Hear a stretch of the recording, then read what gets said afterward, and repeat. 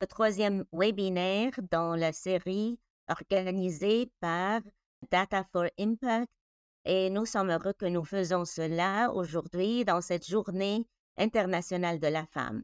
Je m'appelle Jessica Feringer. Je vous dis bonjour. Je suis contente que vous pouvez joindre. Notre premier webinaire était en septembre 2002.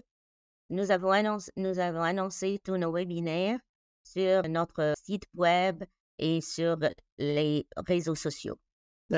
Maoula Amanda et Lauren sont les deux présentatrices aujourd'hui et le sujet de notre présentation, c'est la validation d'une échelle d'autonomisation reproductive à l'aide de données longitudinales. Lauren a plus de 5 années d'expérience.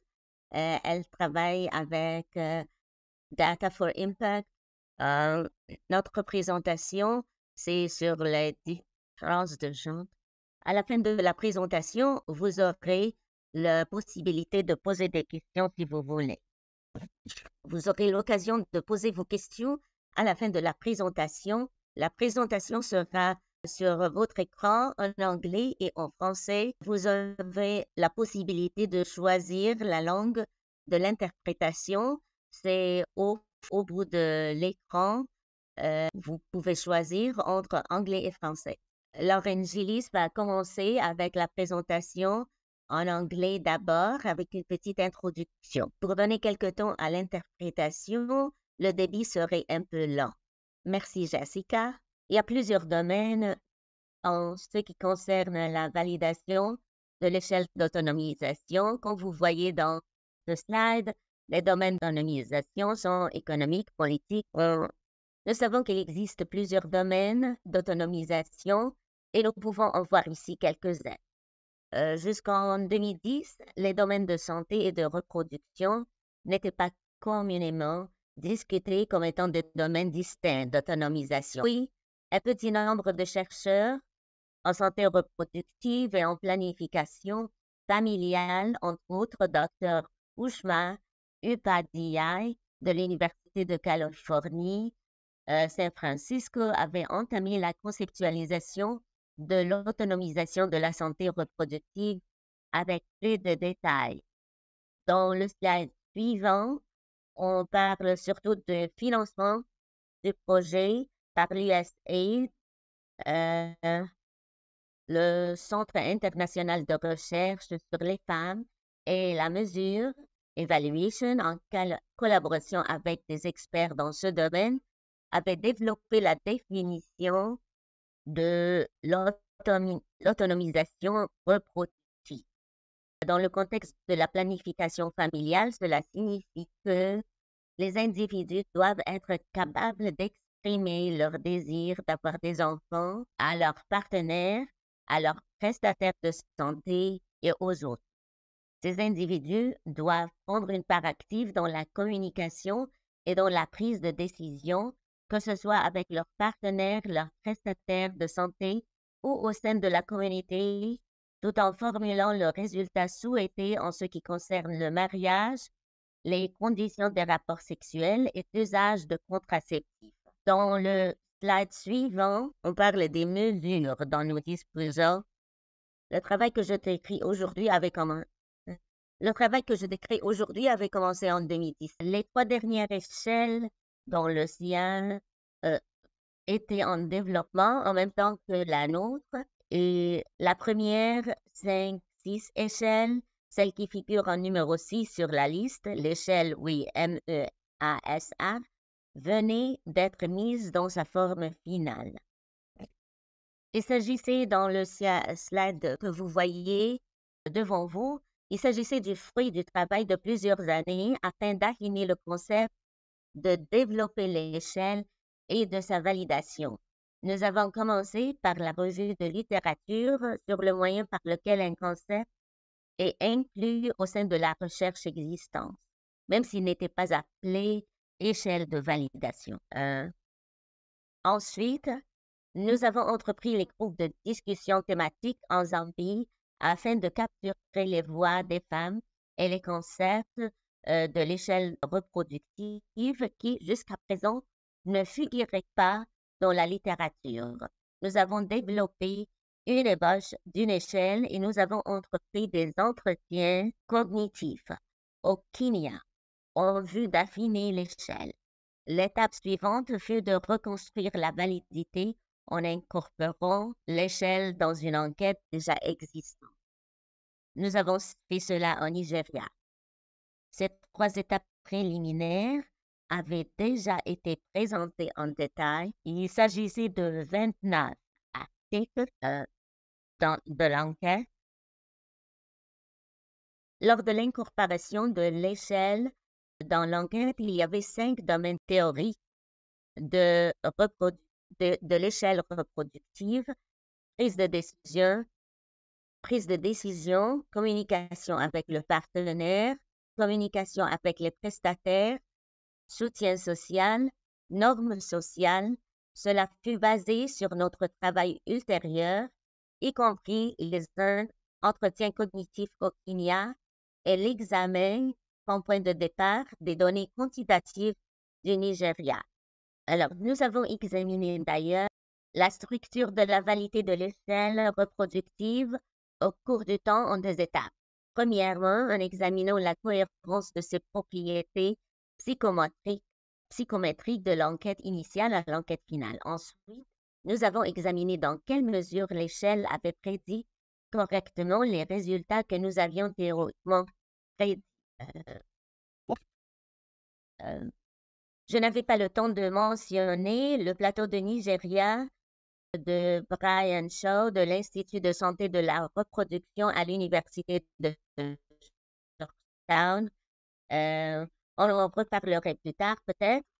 Dr. Maua Mandal vient de nous rejoindre.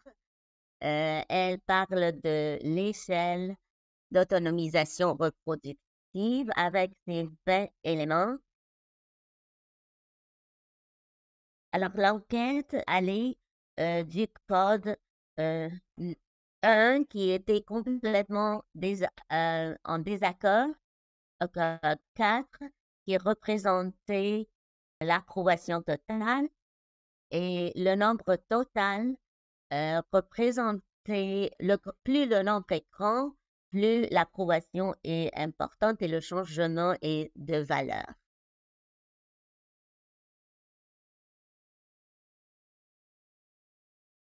Comme Lauren a mentionné, nous avions fait en collaboration avec Dr. Brian Shaw de l'Institut de santé de la reproduction à l'Université de Georgetown.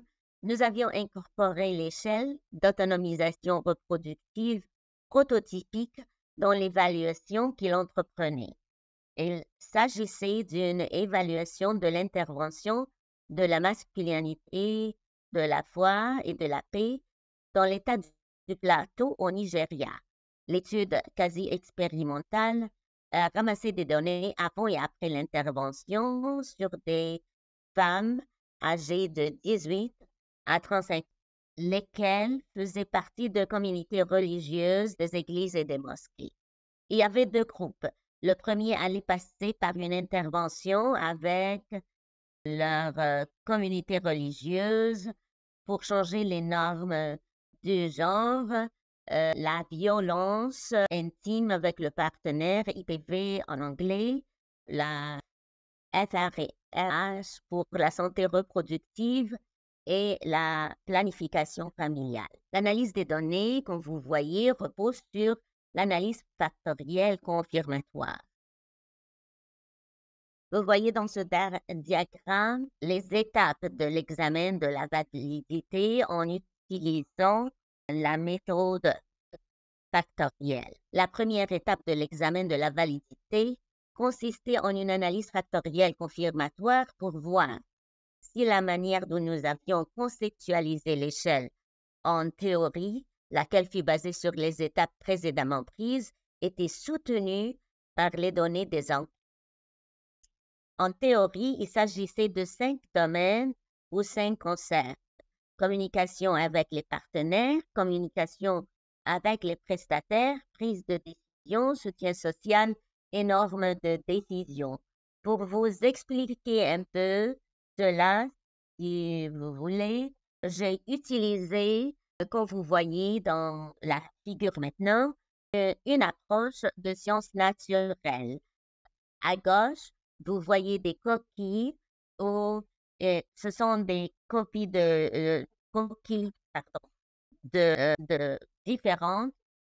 Tous les quatre à gauche de l'image ont des formes de mollusques. Un mollusque cône avec des zigzags. Il y a aussi une coquille de balourde euh, et tout à fait à droite de l'image, vous voyez au bout et aussi à droite qu'il y a plusieurs formes pour chaque coquille. En sciences naturelles, on les classe ou la classification se base sur le genre, l'espèce, la construction latente. Dans le domaine des sciences sociales, on utilise d'ailleurs les réponses des personnes interrogées dans l'enquête pour pour classifier différemment de la même manière qu'on fait dans les sciences naturelles. Et les réponses des personnes interviewées ou des individus interviewés sont séparées selon, pour faire une échelle de l'autonomisation reproductive dans les domaines différents, comme nous avons dit. Quand vous voyez les données dans la figure que vous voyez maintenant, ces données ont utilisé le soutien des 5 facteurs euh, dont nous avons parlé dans notre modèle et la donnée finale est acceptable et pareil aux données de départ ou données initiales. Alors, je me suis posé ces questions pour voir si les questions incluses dans l'enquête sont vraiment fiables pour mesurer l'échelle d'autonomisation. Alors, Cronbach alpha, et que vous voyez dans la figure maintenant sur votre écran, mesure comment l'enquête a vraiment réussi à donner des mesures fiables. Nous avions voulu voir aussi à quelle mesure l'échelle prédit les résultats. Comme vous voyez dans la figure devant vous, pour faire cela, nous avons examiné les changements dans le niveau de l'autonomie de la femme au travers du temps et comment cela a vraiment eu une influence sur leur comportement et sur leurs intentions. Nous avons surtout considéré 3 résultats. Les femmes, premièrement, les femmes qui n'avaient jamais utilisé de produits contraceptifs. Ensuite, en deuxième plan, les femmes qui ont utilisé des méthodes contraceptives modernes et nous avons fait la comparaison. Dans la figure suivante, nous avons pris en considération les caractéristiques démographiques de l'échantillon que nous avons utilisé et comment nous avons essayé surtout de suivre la progression du début à la fin ou bien des données initiales aux données finales. Cette enquête avait été conduite au niveau de l'État au Nigeria, mais notre étude avait aussi été affectée par la COVID-19. Mais en gros, pour comparer surtout les données de base initiales et les données finales, nous avons vu qu'il y avait surtout une différence qui se basait sur l'âge, le niveau de l'éducation, si les femmes avaient des enfants, s'ils faisaient partie des mariages polygamiques. Et nous avons aussi fait le calcul dans la figure que vous voyez devant vous. en pouvoir, en théorie, de 1 à 4, le niveau d'autonomie reproductive de chaque femme. Alors, quand vous voyez la phase initiale, l'enquête initiale à l'enquête finale, le nombre de femmes qui ont dit qu'elles utilisent les moyens de planification familiale a vraiment considérablement augmenté euh, entre l'enquête initiale et l'enquête finale. J'ai vraiment essayé de faire le modèle en fonction de changements démographiques que j'ai pris en considération aussi, pour voir aussi la relation directe entre la reproduction, l'autonomisation de l'échelle de la reproduction et l'emploi de moyens contraceptifs dans l'avenir. Nous voyons que les femmes qui n'avaient pas utilisé les moyens modernes de contraception avaient dit qu'elles ont l'intention de les utiliser à l'avenir. Parmi les femmes qui n'avaient pas du tout utilisé auparavant des moyens contraceptifs, elles ont dit aussi qu'elles vont considérer utiliser des moyens contraceptifs à l'avenir. Le modèle vous représente aussi l'enquête initiale et l'enquête finale, et vous voyez la progression au cours du temps. Vous voyez vraiment que avec le temps, l'autonomisation de la reproduction a vraiment augmenté parmi les femmes, de quel que soit leur de où elles utilisaient aussi les moyens de contraception. Alors, vous voyez, en examinant l'échelle de reproduction ou l'échelle reproductive, RE, chaque famille avait des résultats différents selon si la femme utilisait auparavant des moyens contraceptifs ou non. Nous avons aussi examiné l'effet de chaque domaine de reproduction ou le domaine reproductif sur la planification familiale surtout. Il y avait toujours une augmentation de chaque domaine d'autonomie, sauf dans la figure précédente, la prise de décision. Ensuite, dans l'image que vous voyez maintenant, oui, vous pouvez voir que surtout la probabilité d'utilisation d'une méthode de contraception dans l'avenir a vraiment augmenté. Alors, nous venons à la signification de ces résultats. Cela veut dire que le facteur de conformité analysé a démontré vraiment les 5 facteurs modèles ou les 5 domaines de l'enquête. Vous pouvez conceptualiser ces domaines en relation avec les questions de l'enquête. Les données étaient conformes vraiment aux résultats. Dans les minutes à venir, je vais vous dire quelles sont les limites de cette étude. Alors, la religion a eu un impact direct sur les résultats. Alors, le résultat de la planification familiale était vraiment directement influencé par le niveau de religiosité des femmes. Il y avait beaucoup de facteurs, comme vous voyez.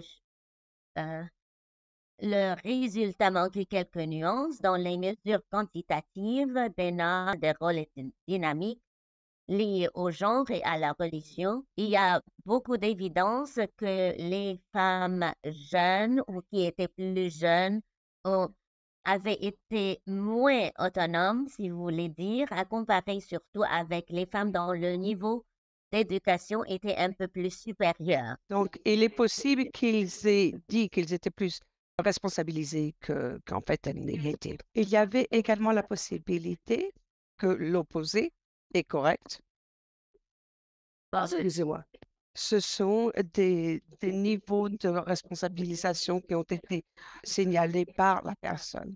Et si on parle à ces femmes, il est possible que ça ne va pas rester de la même chose longtemps. Donc, il est possible que ces femmes aient participé à un programme et ont, ont pris en conscience ce qui s'était passé.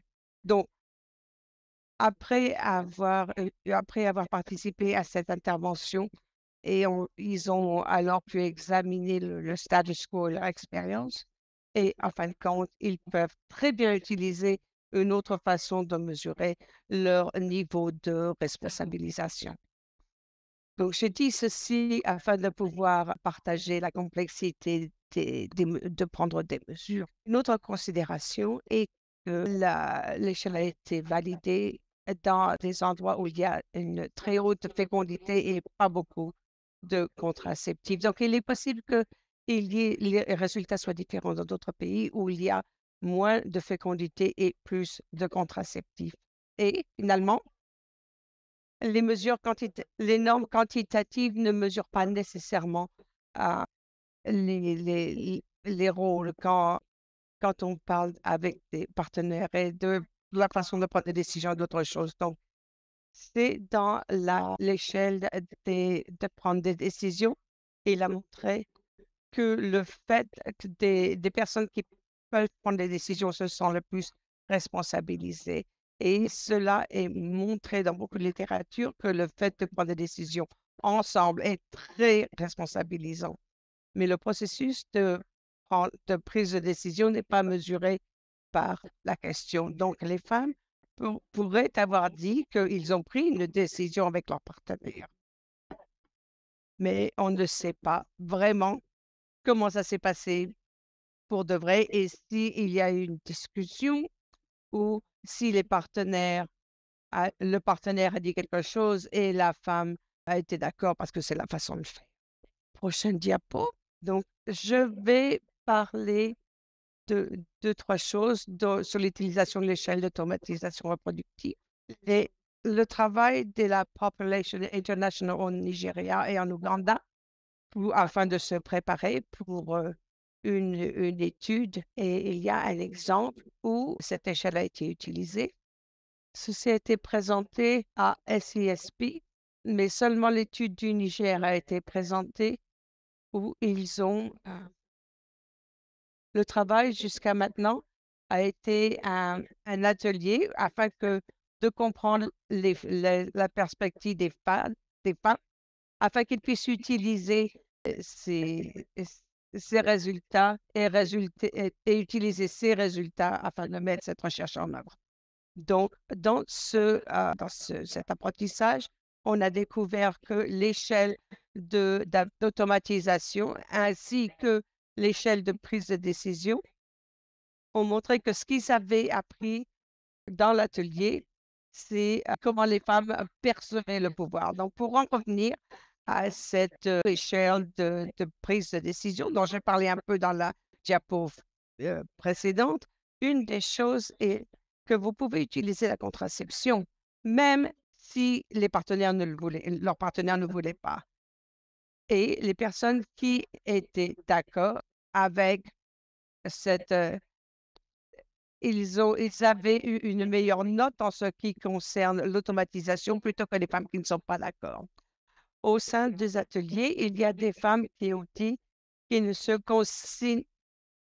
considéraient pas plus automatisés s'ils utilisaient des contraceptifs.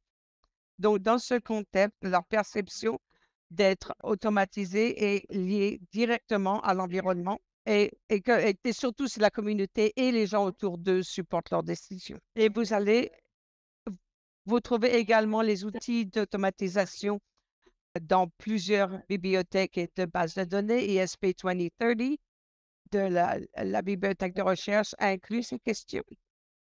Et la base de données qui sont des mesures basées sur les données parle également de cette échelle. Donc, ça fait partie des projets qui sont financés. Prochaine diapo. Vous pouvez également aller directement dans notre bibliothèque de ressources. Si vous allez sur le site pour Impact et vous allez voir le résumé du processus de validation. Et c'est un processus qui est en plein développement et qui est disponible sur le site Internet et généré pour 23. OK, prochaine diapo. Ça, c'est juste une partie du résumé. Vous pouvez voir un peu de tout ce dont nous avons parlé. Diapo suivante. Donc, nous avons créé cette échelle. Qu'est-ce que ça veut dire?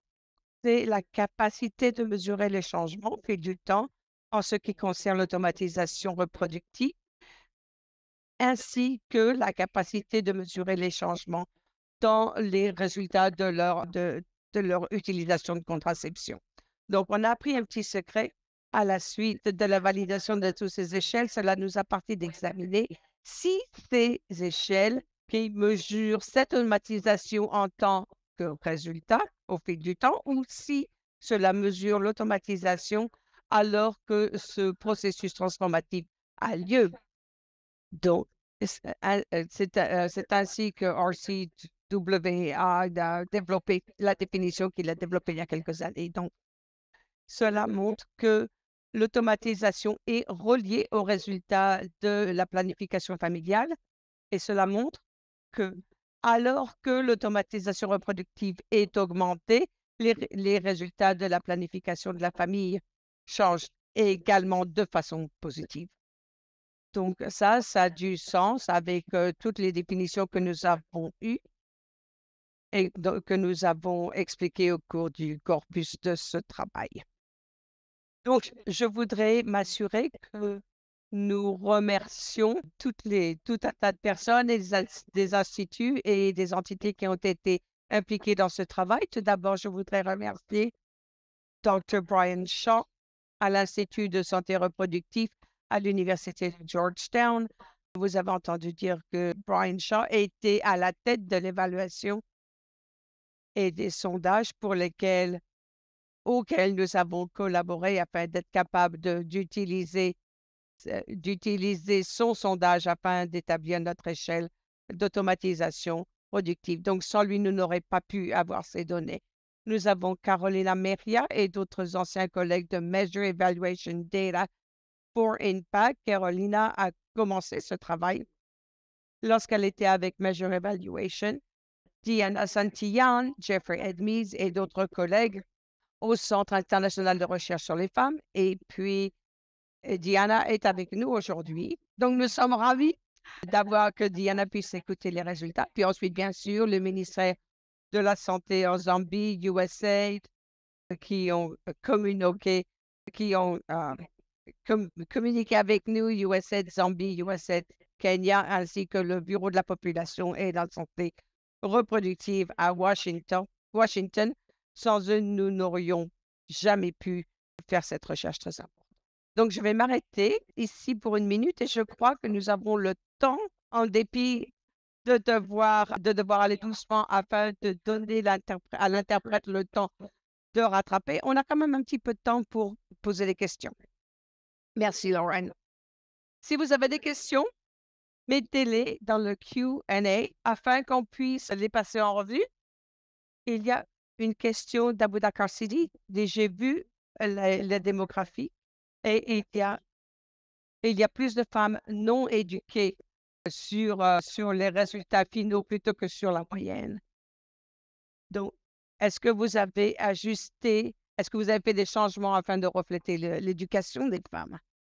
Oui, merci de me poser cette question. Oui, les dernières analyses ont démontré, nous avons inclus toutes les démographies qui étaient possibles et que nous avons choisi dans la diapo.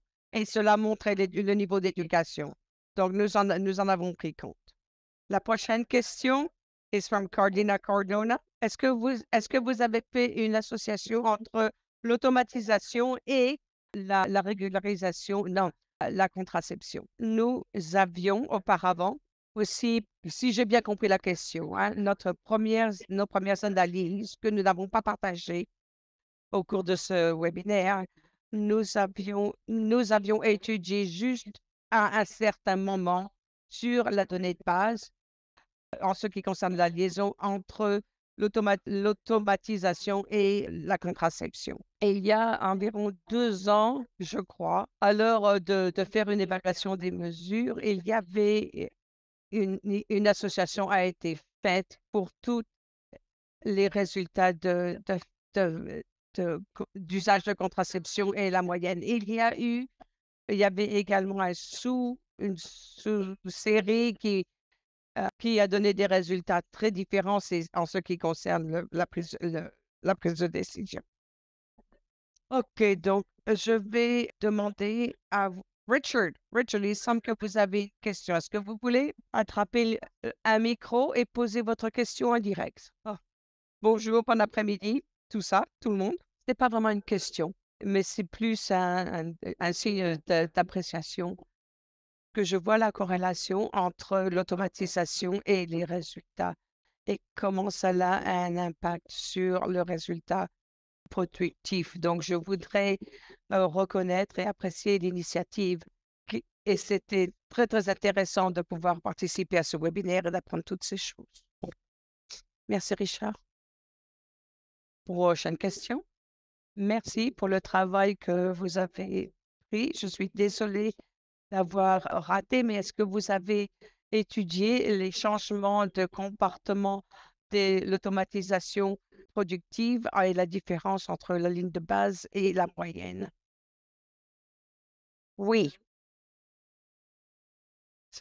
c'était l'analyse principale que nous avons fait. Je m'excuse si j'en ai pas parlé autant que j'aurais voulu.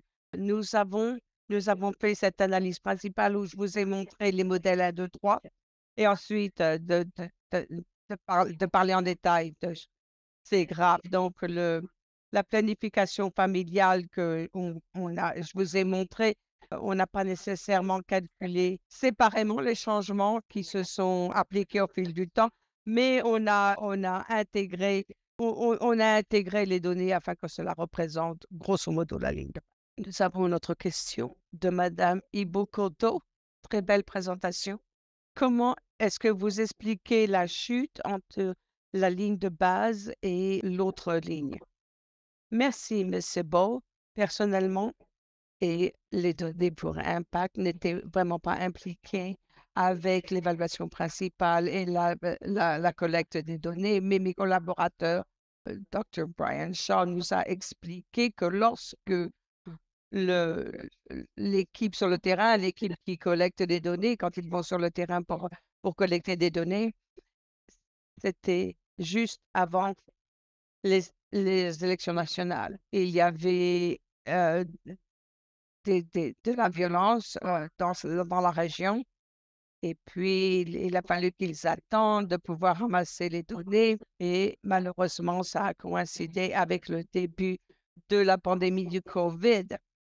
Donc, à ce moment-là, il y avait beaucoup de problèmes en ce qui concerne la masse de données. Pour la sécurité des collecteurs, je crois que ces personnes n'ont pas nécessairement passé autant de temps qu'ils auraient dû sur le terrain à cause de la sécurité sanitaire à ce moment-là. Merci. Une autre question qui vient de Deborah Citron. Est-ce que vous pouvez parler de l'implication d'une performance relativement faible dans le domaine de la prise de décision? Est-ce que vous croyez que vous allez repasser en revue ces questions ou les enlever complètement de l'échelle? Merci pour cette question. Oui, je crois que cela nous a frappé à chaque fois qu'on regardait à cette échelle de prise de décision, ou même si on regardait que la modèle, on était surprise. Donc, c'était très intéressant d'avoir vos commentaires, les commentaires de PSI ou des chercheurs de PSI et que j'ai rencontrés et on en a parlé. Je ne pense pas qu'on pense nécessairement d'éliminer ces questions de l'échelle, mais nous recommandons, nous conseillons, et c'est un des points que j'ai fait à la fin afin de pouvoir examiner les mesures quantitatives complexes qui nous limitent. Donc, on ne sera jamais capable de comprendre, de mesurer complètement toutes les nuances de la construction. Donc, je recommande toujours, si on utilise une échelle qui a à voir avec les sexes, il faut des données quantitatives afin de pouvoir expliquer tout ce qui peut être étonnant. Et je dirais également que l'échelle de prise de décision dans plusieurs endroits nous a ralenti, mais ça ne veut pas dire que ça doit être vu dans un contexte différent. Et donc ça fait partie de la complexité du fait qu'on doit mesurer ces constructs. Prochaine question de Sean Curtis. Au début, vous avez parlé de plusieurs autres échelles qui sont en cours de conception. Est-ce que vous pouvez en parler? Et si ces échelles vont pouvoir continuer les efforts dans la contraception? Et comment nous allons pouvoir décider de quelle échelle utiliser?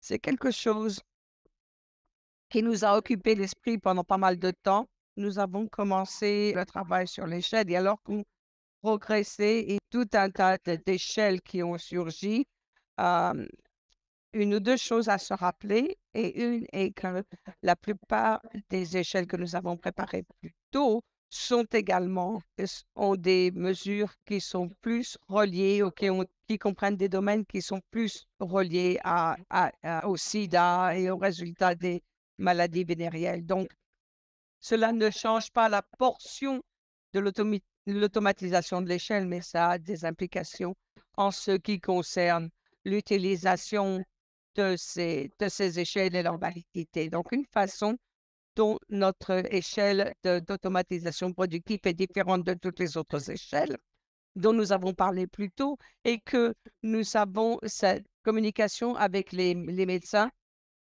Et ça, cela vient des interviews que nous avons menées où les participants compartimentent la discussion qu'ils ont avec le partenaire de la discussion qu'ils ont avec leur médecin. Donc ça, le programme est intéressé à mesurer ces choses-là et nous savons que les médecins ont un impact sur les décisions que les femmes prennent en ce qui concerne la contraception ou la planification de la famille. Donc, cette échelle a très, très bien, ça a très, très bien marché pour cette échelle-là. OK, il nous reste encore quelques minutes. Je crois qu'on peut répondre à celle-là de Jason Brentner. C'est pour la présentation. Étant donné les différences conceptuelles sur la contraception, que pensez-vous de l'incorporation d'une échelle nationale qui serait représentée dans tous les sondages nationaux en utilisant la même échelle? Qu'en pensez-vous? Merci, Jason. Je suis sûre que DeFry voudrait vraiment incorporer cette échelle dans tous les sondages nationaux afin d'être capable de vérifier comment ces échelles marchent dans les différentes cultures, géographies et contextes. Mais je pense que, il y a des limites et je suis sûre que BHS et d'autres personnes peuvent nous dire que ce sont des sondages qui sont très, très longs.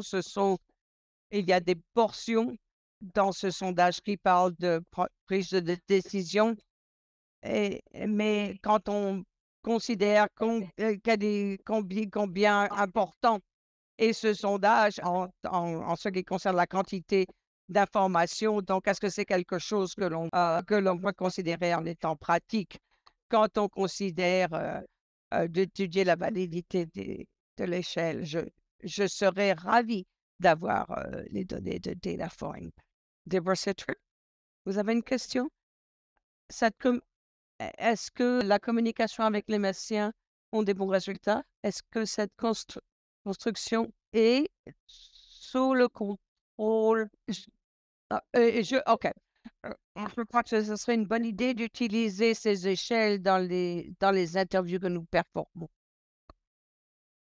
Je ne crois pas que j'ai entendu des discussions de la part des chercheurs ou de la part d'autres chercheurs qui parlent de Data for Impact ou des autres chercheurs qui ont été impliqués dans ce projet. Si c'est quelque chose qui serait considéré, de nouveau, je crois qu'on serait ravis, hein, mais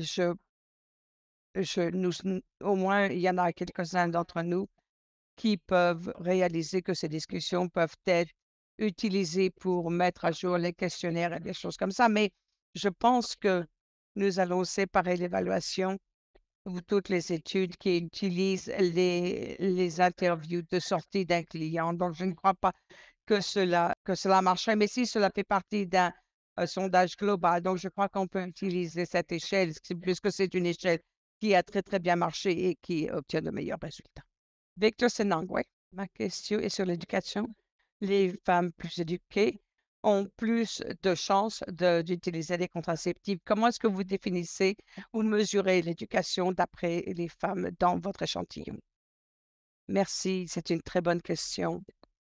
Le sondage parlait d'éducation, de niveau de scolarité, je crois, de façon générale, de la même façon que n'importe quel sondage pose ces questions. Et là, je crois que la question est quel est votre niveau de scolarité? Est-ce que vous êtes à l'école élémentaire ou à l'université? Donc, les femmes ont répondu particulièrement en donnant des détails sur leur niveau de scolarité.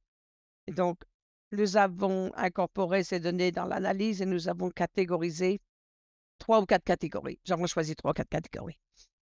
Ben, merci tout le monde. Merci d'être resté avec nous et de nous avoir permis de répondre à vos questions. Merci aux interprètes. Quand on est allé trop vite, nous apprécions le fait que vous étiez parmi nous aujourd'hui. Je vais partager les diapos et la présentation que nous avons faite aussi bien en français qu'en anglais. Nous allons le mettre sur notre site Internet sous les ressources. Hein. Donc, j'espère que vous avez une très, très bonne journée ou soirée où que vous soyez. Et j'espère que nous allons pouvoir vous voir à l'avenir. Merci beaucoup.